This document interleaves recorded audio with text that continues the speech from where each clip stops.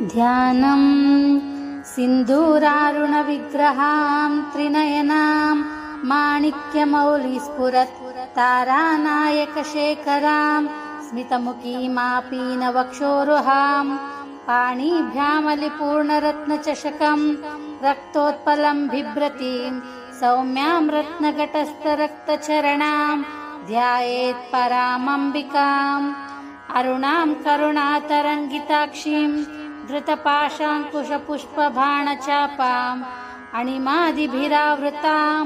मयूखैरहमित्येवा विभावये भवानीं ध्यायेत् पद्मासनस्तां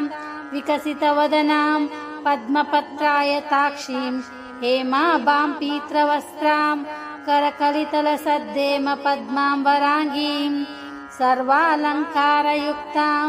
सततमभयदां भक्तनम्रां भवानीं श्रीविद्यां शान्तमूर्तिं सकलसुरनुतां सर्वसम्पत्प्रधात्रीं सकुङ्कुमविलेपनामलिकचुम्बिकस्तूरिकां समन्दहसितेक्षणां सशरचापापाशाङ्कुशाम् अशेषजनमोहिनीं अरुणमालाभूषाम्बरां जपाकुसुमभासुरां जपविधौ स्मरेदम्बिकाम्।